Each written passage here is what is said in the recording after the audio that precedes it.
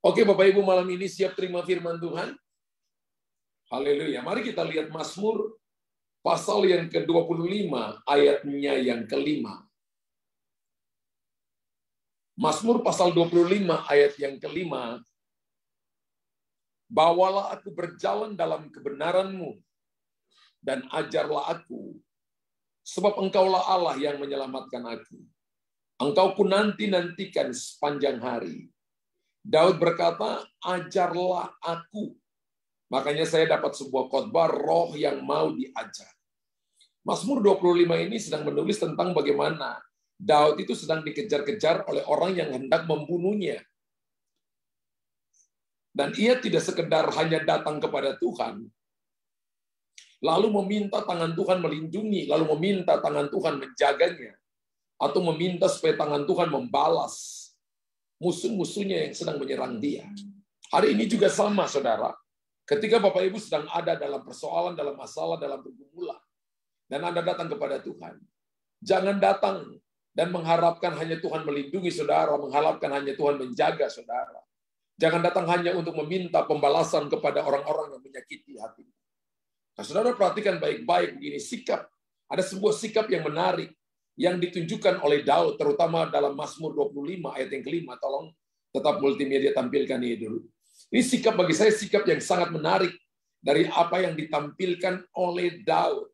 Alkitab berkata ia tidak mengarahkan pandangannya kepada musuhnya yang mengejarnya, melainkan fokusnya hanya kepada Tuhan saja.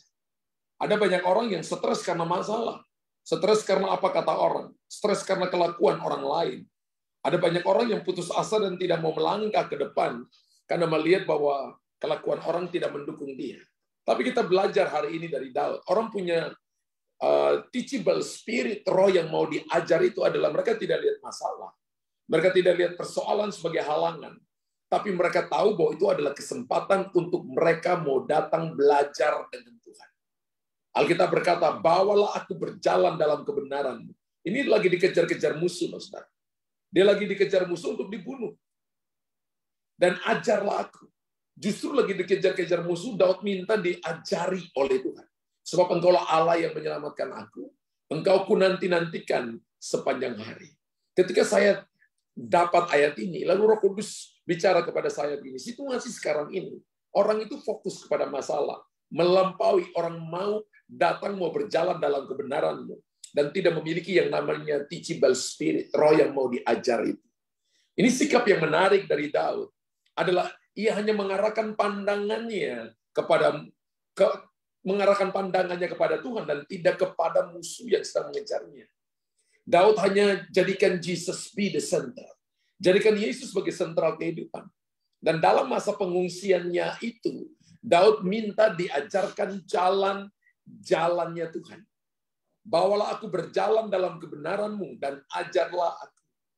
Bisakah Bapak Ibu ketika ada dalam masalah minta Tuhan ajarkan saudara, minta berjalan dalam kebenaran padahal Anda ditipu, Anda diperlakukan dengan tidak adil, Anda kecewa, masalah datang silih berganti dalam hidupmu.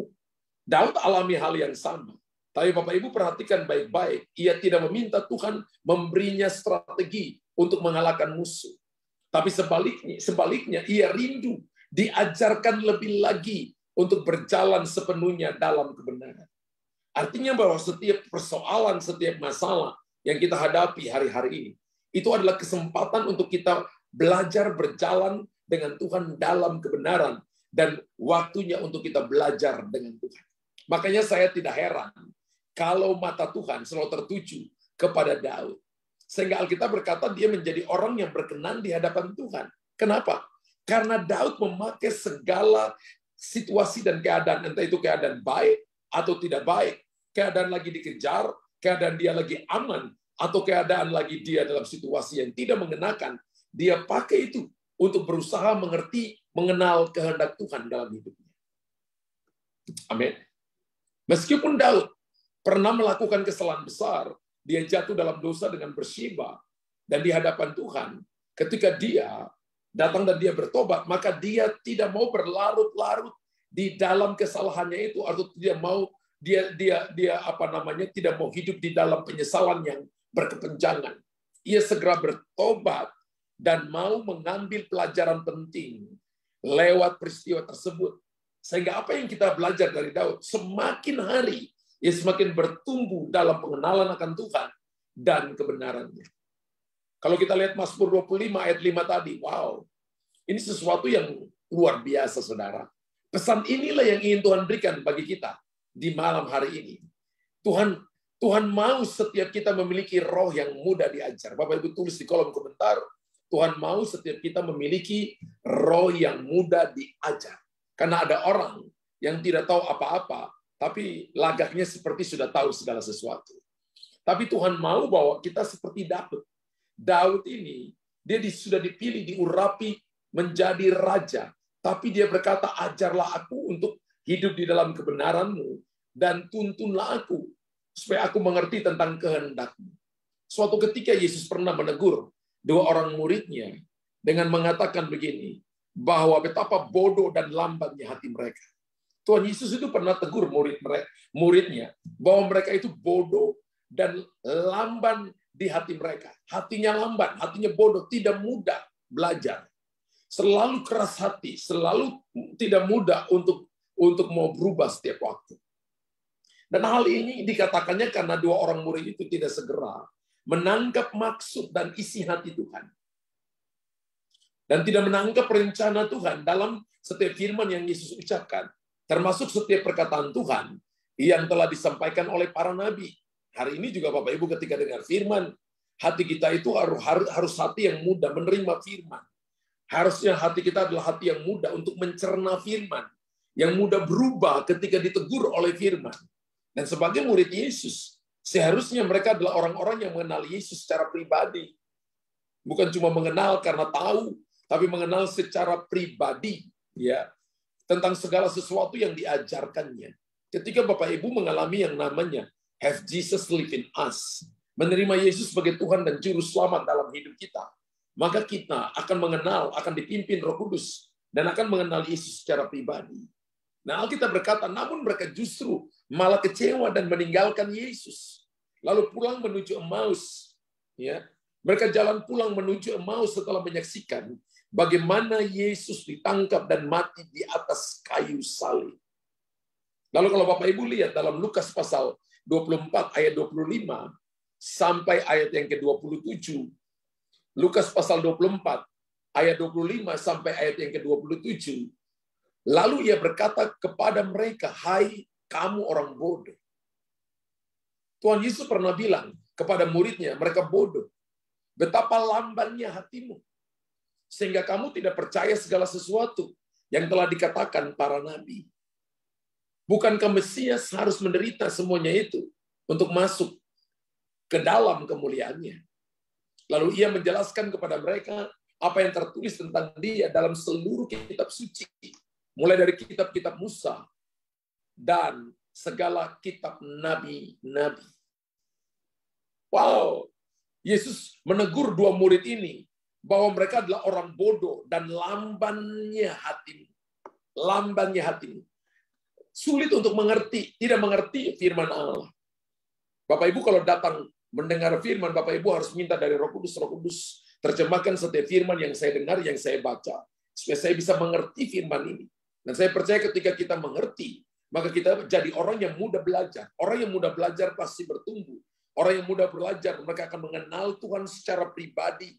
Sehingga dalam keadaan situasi apapun, mereka tahu bahwa Tuhan ada bersama dengan mereka dan tidak meninggalkan mereka sedetik pun.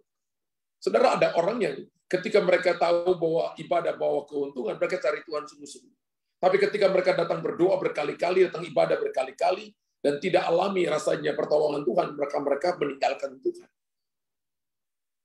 Padahal berkat itu tidak ditentukan berapa banyak uang yang kita punya, berapa banyak jabatan yang Anda dan saya bisa miliki.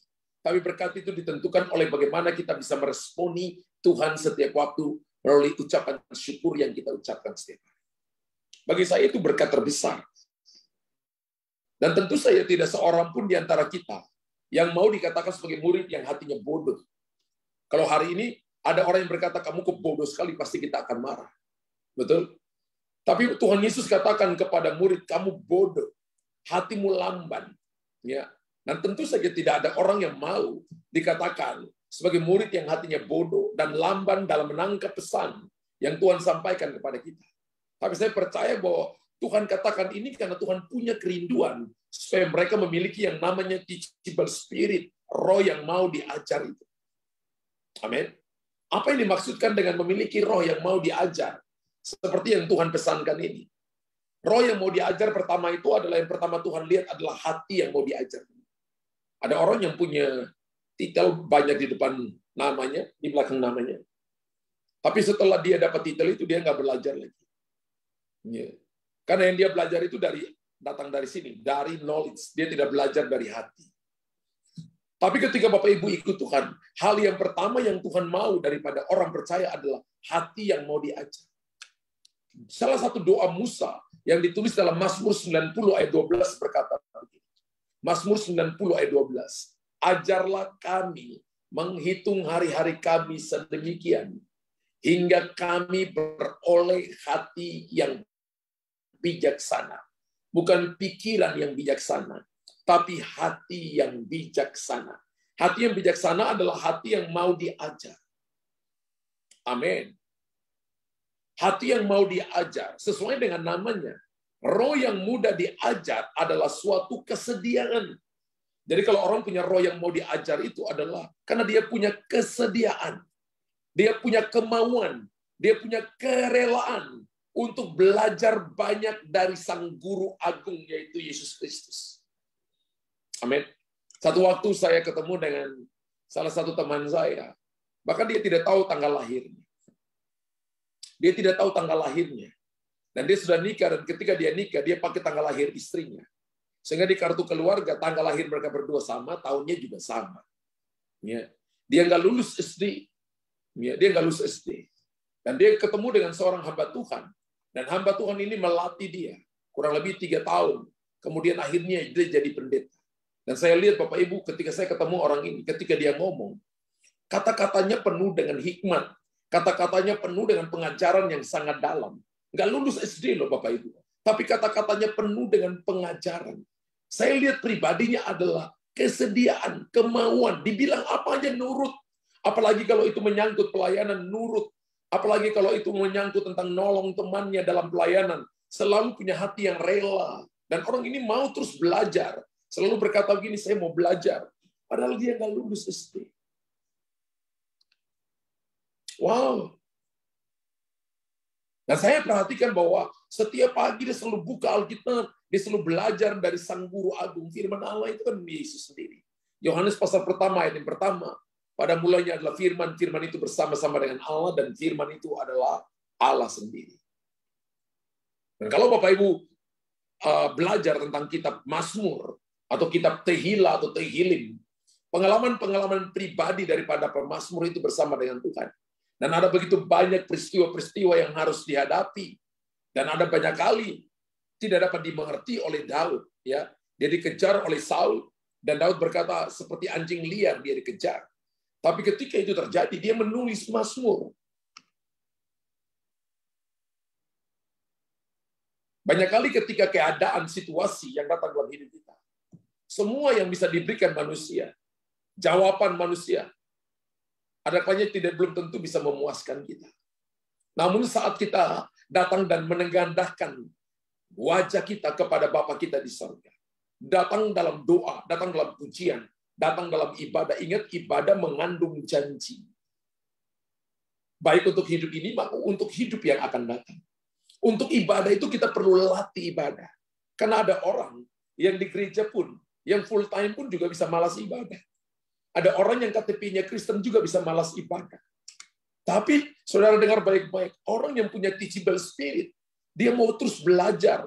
Karena dia tahu bahwa belajar itu tidak ada batas usianya. Tidak ada batas waktunya. Orang yang terus belajar akan mengalahkan orang yang terpelajar. Amin. Tidak ada satupun jawaban manusia yang bisa memuaskan saudara. Tapi ketika Bapak Ibu datang dan menengadahkan wajah, datang berdoa, datang baca Alkitab, datang ibadah, datang cari sumber resource kita, yaitu Tuhan, maka saya percaya kita akan menemukan jawaban-jawaban yang tidak dapat diberikan oleh manusia. Karena Yesus adalah jawaban kan. Yesus adalah pertolongan, Yesus adalah pintu. Yesus adalah air kehidupan yang sanggup untuk menyegarkan saudara. Itulah sebabnya dalam kitab Mazmur kita akan banyak menemukan luapan kerinduan. Ya, tehila itu atau kitab Mazmur itu dipakai kata tehila dari bahasa Ibrani. Tehila atau tehilim artinya nyanyian hati atau nyanyian kehidupan. Kerinduan dari sang pemazmur untuk dia minta diajar. Misalnya Mazmur 90 ayat 12, ajar kami menghitung hari-hari kami sedemikian, hingga kami beroleh hati yang bijaksana. Artinya kalau kita nggak belajar dari Tuhan, atau Tuhan nggak ajarkan kita nggak akan jadi bijaksana. Kita hanya jadi bijaksini, bukan bijaksana. Kalau mau bijaksana, spirit of wisdom, revelation, and knowledge, menggenapi Yesaya 11 ayat 1-3, maka nggak ada cara lain. Kita harus belajar dari Tuhan. Belajar dari Tuhan di mana? Salah satunya melalui media ini, melalui komunitas ini, melalui ibadah ini, melalui Bapak Ibu baca Alkitab, melalui Bapak Ibu merenungkan firman, Bapak Ibu sekolah teologi, kita juga bisa belajar di situ. Amin. Menghitung hari-hari kami sedemikian, hingga kami beroleh hati yang bijaksana. Pemazmur menyatakan kerinduannya untuk minta diajarkan hari-harinya. Nanti kalau Bapak Ibu bisa lihat Mazmur 94 ayat 10 dikatakan, dia yang menghajar bangsa-bangsa, merasakan tidak akan menghukum, masakan tidak akan menghukum. Dia mengajarkan pengetahuan kepada manusia. Wow. Tuhan itu menghajar bangsa-bangsa, masakan tidak akan menghukum. Mazmur 94 ayat yang ke-10. Dia yang mengajarkan pengetahuan kepada manusia. Ingat, pengetahuan di sini adalah knowledge, pengetahuan tentang Allah, dan pengetahuan yang orang tidak dapat pilahkan di dunia, tidak dapat putuskan di dunia, Tuhan bisa ajarkan kepada saudara. Pengetahuan ini adalah apa yang Yusuf lihat ketika dia dikasih mimpi dan dia bisa menerjemahkan mimpi. Pengetahuan ini adalah apa yang Daniel alami ketika dia bisa menerjemahkan mimpi daripada Nebukadnezar. Itu adalah karunia pengetahuan. Dia bisa tahu tentang apa yang akan terjadi di masa depan, apa yang akan terjadi sekarang, dan yang terjadi di masa depan. Hanya Tuhan yang bisa mengajarkan saudara dan saya. Dan ini menyatakan kerinduan untuk minta diajarkan pengetahuan. Pemazmur minta untuk diajarkan pengetahuan oleh Sang Pencipta. Kalau Mazmur 132 ayat yang ke-12 berkata begini, jika anak-anakmu berpegang pada perjanjianku dan pada peraturan-peraturanku yang kuajarkan kepada mereka, maka anak-anak mereka selama-lamanya akan duduk di atas takhta. Wow. Jika kita ajarkan firman Allah kepada generasi kita, kepada anak-anak kita, maka Alkitab katakan mereka bukan akan jadi pengikut, tapi mereka akan jadi kepala dan bukan ekor. Ada janji Bapak Ibu, ingat kasih Tuhan itu tidak bersyarat, tapi berkatnya bersyarat. Kalau kamu lakukan ini, baru kamu dapat ini. Kalau kamu buat ini, baru kamu diberikan ini. Bapak Ibu jangan berpikir bahwa berkat Tuhan itu tanpa syarat. Pokoknya saya malas ibadah, saya pasti akan diberkati. Nggak ada ayat.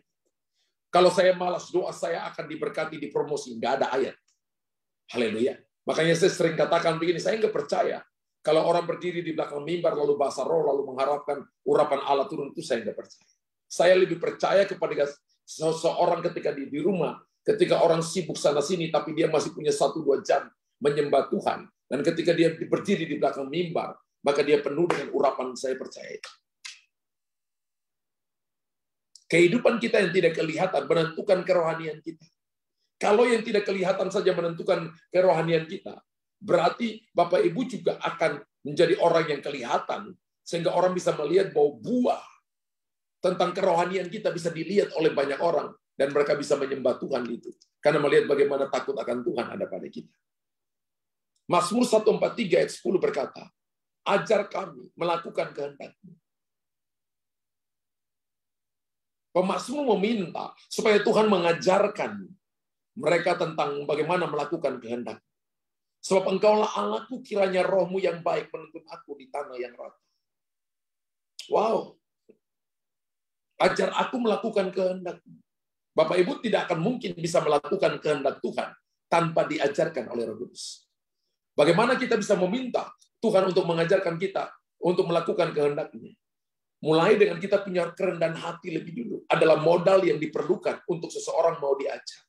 Kalau seseorang itu punya hati yang sombong, maka dia tidak akan mau diajar. Kalaupun dia terima pengajaran, pengajarannya tidak akan bisa masuk ke dalam hatinya.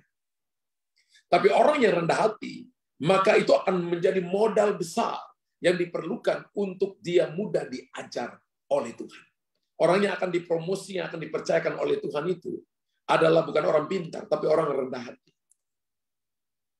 Bukan orang pintar, tapi orang rendah hati. Orang rendah hati itu adalah mau diajarkan. Dia sudah tahu, tapi ketika diajarkan oleh pemimpinnya, dia ya, enggak. Mau lakukan aja. Sekalipun dia sudah tahu, tapi karena diajarkan terus-terusan, dia mau lakukan. Orang rendah hati itu selalu menerima segalanya.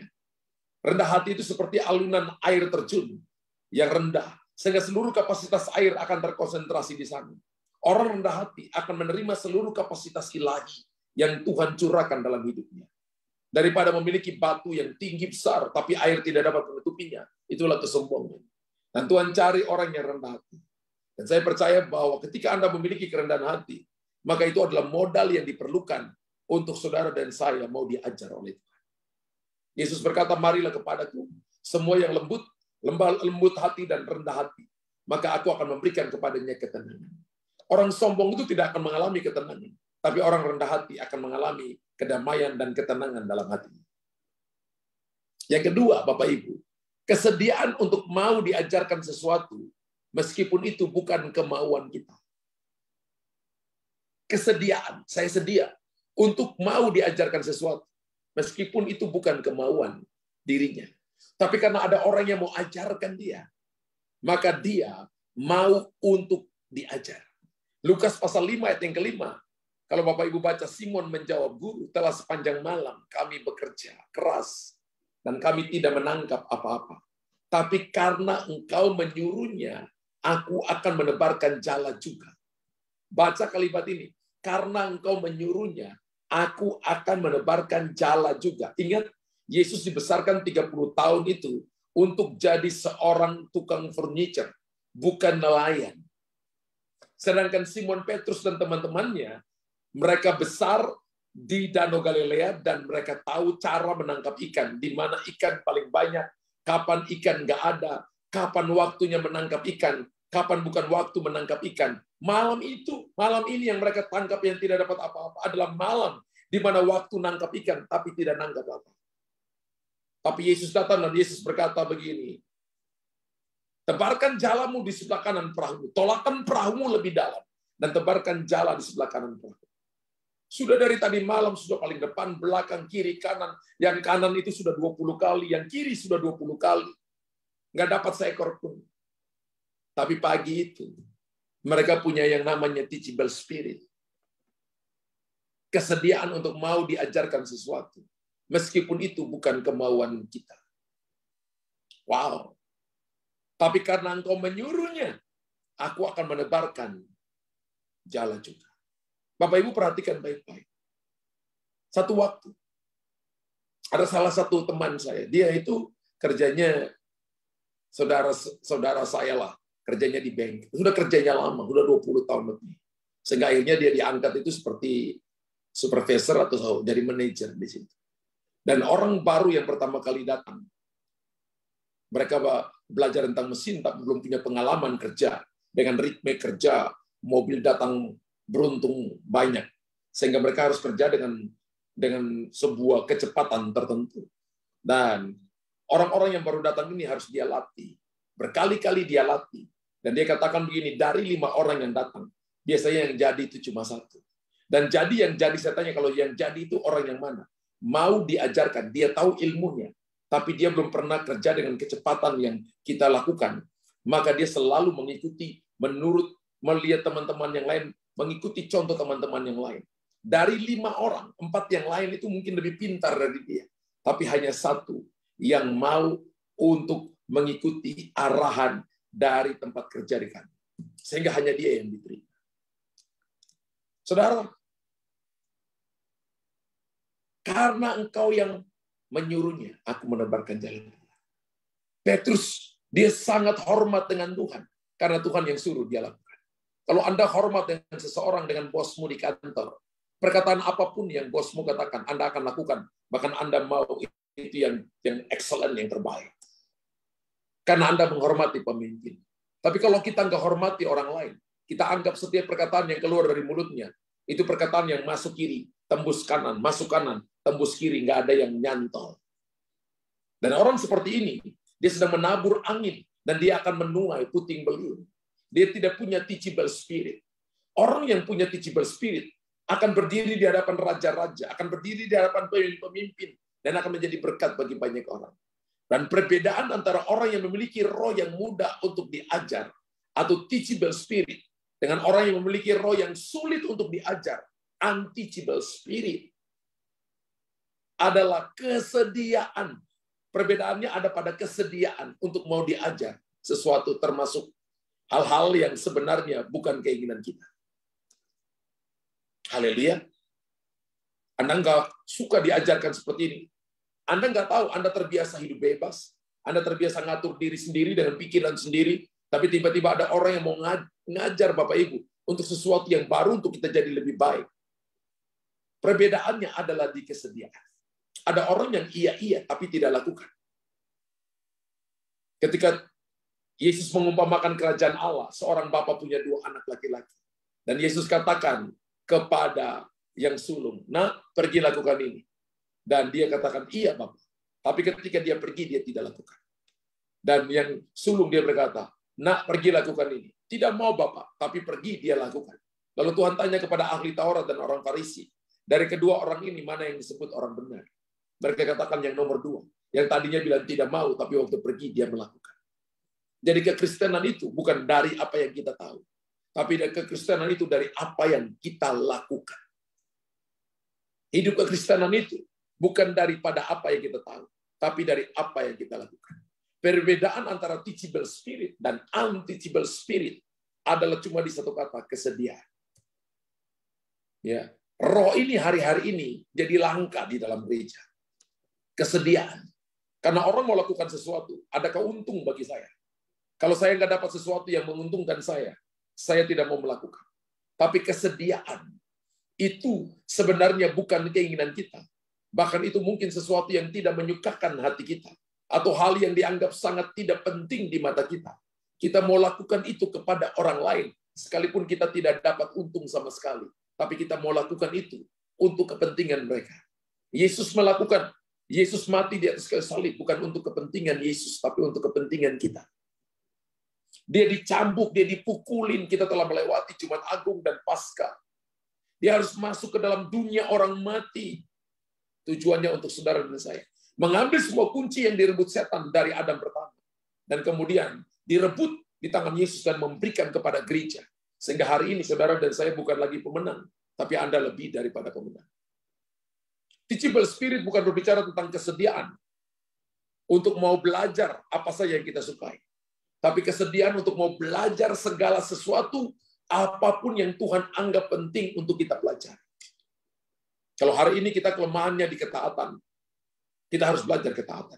Kalau hari ini kita kelemahannya adalah kita selalu menunda-nunda kerjaan, maka Anda dan saya harus belajar tepat waktu, sehingga Anda dan saya membawa influence, pengaruh di tempat pekerjaan. Kalau kelemahan kita adalah suka masuk kantor terlambat, maka Anda harus belajar supaya Anda harus jadi contoh, supaya orang bisa melihat Tuhan ada pada saudara dan saya. Amin. Kesediaan untuk mau belajar segala sesuatu, apapun yang Tuhan anggap penting untuk kita pelajari. Wow. Kakaknya istri saya itu kerja di salah satu bank Indonesia ya. Sudah pensiun. Kerjanya 35 tahun atau 32 tahun itu. Itu masuk kantornya itu jam 7 pagi. Setiap hari ke kantor itu anaknya belum bangun, pulangnya anaknya udah tidur. Satu waktu anaknya bilang gini, "Papa, saya suka kalau semua tanggal itu warnanya merah, karena ketika hari Minggu mamanya di rumah." Lalu anaknya katakan, "Papa, saya suka kalau semua tanggal itu warnanya merah, artinya mamanya ada di rumah terus." Orang masuk kantor, Tidak boleh terlambat. Jam 7 sudah masuk. Lewat 1 menit sudah terhitung terlambat. Dan dipotong uang makan. Bapak Ibu belajar segala sesuatu apapun yang Tuhan anggap penting untuk kita pelajari. Kalau itu waktu, belajar waktu. Kalau itu ketepatan, belajar ketepatan. Kalau itu kedisiplinan, belajar kedisiplinan. Kalau kita belum punya waktu teduh dengan Tuhan, belajar bersaat teduh. Doa itu perlu diajar. Latihlah dirimu beribadah. Latihan badani terbatas gunanya, tapi latih ibadah berguna untuk musim ini, bahkan untuk waktu yang akan datang. Jadi kalau orang tidak latih diri beribadah, sampai di sorga dia bosan, saudara. Di sorga penuh dengan pujian penyembahan. Kalau Anda tidak terbiasa memuji menyembah Tuhan, Anda katakan pulangkan aku saja ke rumah orang tuaku. Di bumi ada antikris. Bagaimana Anda mau pulang? Latih dirimu beribadah. Petrus ketika menjala ikan, dikatakan adalah contoh daripada kerendahan hati Petrus yang mau mengikuti petunjuk dan arahan Tuhan Yesus untuk menebarkan jala ke tempat yang dalam. Padahal dalam kapasitasnya sebagai seorang nelayan, Petrus ini nelayan senior yang berpengalaman. Petrus baru saja kembali dari menangkap ikan dan tidak mendapatkan apa. Tapi dia ketemu dengan seorang tukang furniture. Berkata begini, namanya Yesus Kristus. Tebarkan jalan di sebelah kanan perahu. Dia bukan cuma belajar tentang furniture, tapi dialah yang menciptakan alam semesta ini. Dia tahu di mana ikan paling banyak. Tolakan perahu ke tempat yang dalam dan buang jalamu di sebelah kanan perahu. Mereka menangkap 153 ekor. Angka 153 itu bahasa Ibraninya adalah Ani Elohim Israel. Akulah Tuhan atas Israel. Ani Elohim Israel. Akulah Tuhan atas Israel. 153. Tuhan sedang menunjukkan bahwa akulah Tuhan atas hidupmu. Akulah Kurios, penguasa tunggal. Kalau engkau belajar daripadaku, engkau nggak akan pernah kecewa. Dan engkau mengikuti perintahku, maka engkau akan selalu berhasil. Sekalipun yang engkau lihat keadaannya tidak mungkin. Pengalamanmu terbatas, kekuatanmu terbatas, senioritasmu terbatas. Tapi kalau kita datang kepada Tuhan dan mau belajar, maka Anda akan dijadikan yang namanya berjalan dalam more than enough, tanpa batas. Itu yang disebut dengan miracle. Miracle adalah berjalan melampaui pikiran. Berjalan tanpa batas. Di tengah keengganan Petrus mendisiplinkan dirinya untuk mau diajarkan sesuatu yang baru oleh Yesus. Dan Alkitab katakan ia sungguh-sungguh menerima pelajaran yang baru. Mendengar, melakukan mujizat. Ketika Bapak Ibu dengar firman, mungkin nggak enak bagi saudara. Oh, kenapa ini sepertinya tegur-tegur saya ya? Kok sepertinya Pak Pendeta ini kok sepertinya tahu tentang kesalahan saya, dosa saya. Kok sepertinya ini saya ditegur-tegur ya. Bapak Ibu belajar. Oh, ini mungkin Tuhan pakai mulut hamba Tuhan untuk menegur saya, mengingatkan saya. Supaya saya sungguh-sungguh menerima pelajaran yang baru ini. Dan saya percaya bahwa keadaan kita akan jadi lebih baik. Amin. Hal yang ketiga adalah begini. Hal yang ketiga, kemauan untuk menangkap suatu pelajaran lewat sebuah kejadian. Belajar itu adalah bisa menangkap suatu pelajaran lewat suatu kejadian. Ayub 42 ayat yang kelima. Ayub 42 ayat yang kelima berkata begini. Hanya dari kata orang saja aku mendengar tentang engkau. Tapi sekarang mataku sendiri memandang engkau. Alkitab berkata bahwa Ayub berkata begini. Hanya dari kata orang saja aku mendengar tentang engkau. Apakah Anda cuma tahu Yesus dari apa kata orang tua? Anda tidak mengalami yang namanya encounter with God, perjumpaan pribadi dengan Tuhan. Maka malam ini, lakukan Roma pasal 10 ayat 9 dan 10. Menerima Yesus sebagai Tuhan dan Juru Selamat secara pribadi dalam hidup. Kemauan untuk menangkap suatu pelajaran lewat sebuah kejadian. Dan kejadian yang dialami oleh Ayub adalah begini. Kalau Bapak Ibu belajar Ayub 1, setan menyerang 4 hal dalam hidup Ayub. Setan menyerang ibadahnya, setan menyerang bisnisnya, setan menyerang keluarganya, 1 hari 10 anaknya mati dalam 1 hari. Dan yang keempat, setan menyerang pribadi Ayub. Ayub 1 sampai Ayub 42, kurang lebih itu 7 tahun. Jadi Ayub menderita sakit penyakit 7 tahun, dan dia mengalami yang namanya Dia mengalami kebangkrutan itu selama 7 tahun. Dan teman-temannya, sahabat-sahabatnya datang dan menyalahkan dia. Tapi Ayub belajar sesuatu dari kejadian ini. Segala pengalaman pahit yang telah dialami Ayub sekian lama ternyata tidak menjadi sia-sia. Berbagai peristiwa yang dialami Ayub membuahkan suatu pelajaran yang sangat penting dalam kehidupannya. Dan saya percaya kalau Bapak Ibu punya masalah kita tidak sehebat Ayub. Yang dalam 1 hari, bisnisnya hancur, ibadahnya nggak ada karena pada masa itu adalah kambing domba, adalah binatang yang dipakai ibadah, dan setan serang itu lebih dulu. Setelah itu, seluruh bisnisnya, kambing dombanya, unta-untanya mati dalam 1 hari. Kalau dulu unta, sekarang mobil truk. Hari ini hancur semua, terbakar semua, misalnya seperti itu. 10 anaknya mati dalam 1 hari. Dan yang keempat, Ayub kena penyakit aneh dari ujung kepala sampai ujung kaki. Berbagai peristiwa dialami Ayub membuahkan suatu pelajaran yang sangat penting dalam apa? Dalam kehidupan.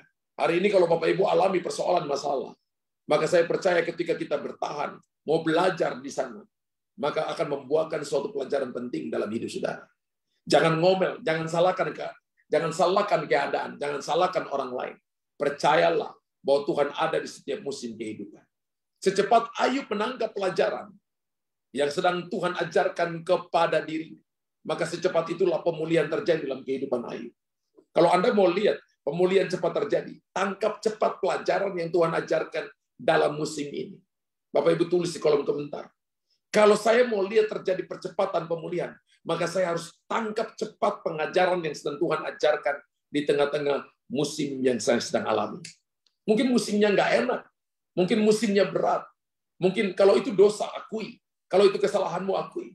Tapi kalau itu tiba-tiba datang dalam hidupmu, Ayub adalah seorang yang saleh, setia, takut akan Allah, menjauhi kejahatan. Tuhan izinkan ini terjadi.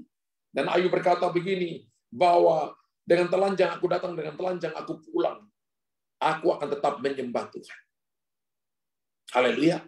Mari belajar lebih dalam. Respon dengan cepat. Dan Anda akan lihat juga pemulihan terjadi dengan cepat.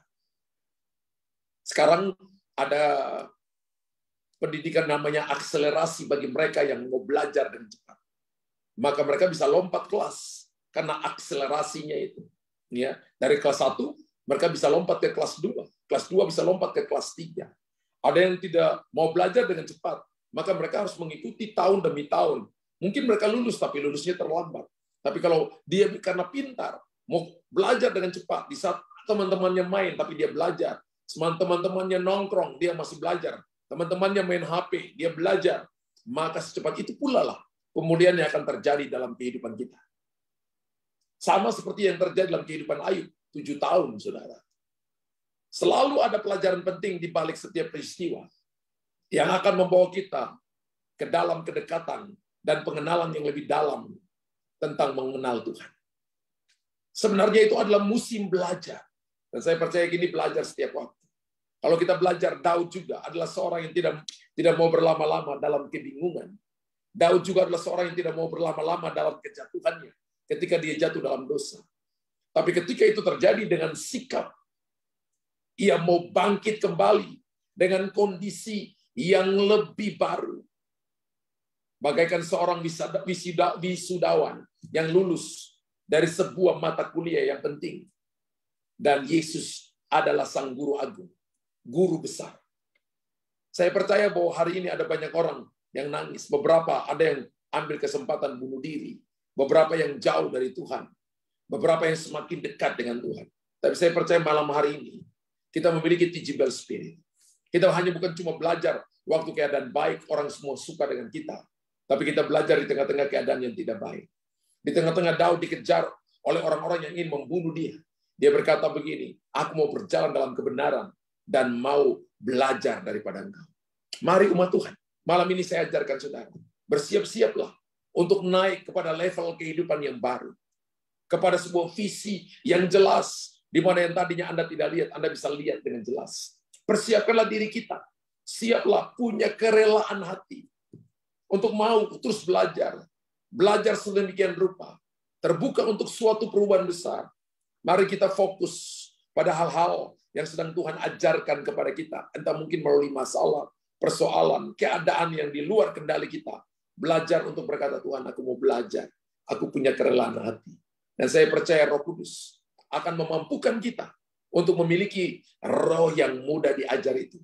Kita akan memiliki yang namanya teachable spirit, roh yang mudah diajar itu. Bapak Ibu diberkati Tuhan malam ini. Yang diberkati Tuhan malam ini tulis di kolom komentar. Saya sungguh amat diberkati Tuhan malam ini. Puji Tuhan. Tuhan Yesus baik. Bapa di sorga, malam ini berapa banyak Bapak Ibu yang katakan, Tuhan saya mau punya roh yang mau diajar. Angkat tangan saudara. Engkau lihat tangan-tangan yang terangkat. Malam ini hamba berdoa kepada mereka. Supaya mata kami tidak tertuju kepada masalah. Mata kami tidak tertuju kepada persoalan. Mata kami tidak tertuju kepada tantangan. Mata kami tidak tertuju kepada gunung tinggi yang menghalangi arus deras. Tapi mata kami mau tertuju kepada Tuhan. Kami mau belajar dari setiap keadaan yang sedang kami alami. Karena kami percaya Tuhan akan mengajarkan kami hal-hal yang baru. Tuhan akan mengajarkan kepada kami sesuatu yang luar biasa, sesuatu yang baru, sehingga kami akan menikmati penyediaan Tuhan, pertolongan Tuhan, kesediaan untuk mau diajarkan sesuatu meskipun itu bukan kemauan kita. Kami mau terus kemauan untuk menangkap sesuatu pelajaran lewat sebuah kejadian. Semua yang sedang terjadi kami mau nangkap apa sih yang Tuhan mau. Dan kami mau katakan kami punya hati yang mau diajar. Engkau lihat tangan-tangan yang terangkat. Anugerah Tuhan turun bagi mereka. Tuhan, engkau lihat kerelaan hati yang ada pada mereka. Engkau lihat kekuatan yang Tuhan berikan kepada mereka. Hamba berdoa in the name of Jesus. Dalam nama Yesus, kasih karunia Tuhan melimpah bagi umat-Mu. Kerelaan untuk mereka mau melakukan apa yang Tuhan suruh mereka lakukan. Kerelaan untuk mereka tinggal dalam tuntunan dan penyertaan. Dan kerelaan untuk mereka belajar sekalipun mereka tidak tahu. Tapi mereka mau belajar di sisi mereka, di mana itu kelemahan mereka, di mana itu kekurangan mereka. Mereka mau belajar di situ, sehingga mereka akan melihat terobosan besar terjadi. Hamba berdoa, anugerah Tuhan ini, pengurapan ini turun bagi mereka. Sehingga komunitas ini, gereja ini terus bertumbuh, jemaatnya terus bertumbuh Tuhan. Mereka tidak datang karena mengasihani diri sendiri karena masalah persoalan, tapi mata mereka fokus kepada Tuhan. Mereka mau diajarkan tentang sesuatu yang ilahi, sehingga mereka jadi dewasa dengan Tuhan. Dalam nama Yesus, berdoa juga kepada mereka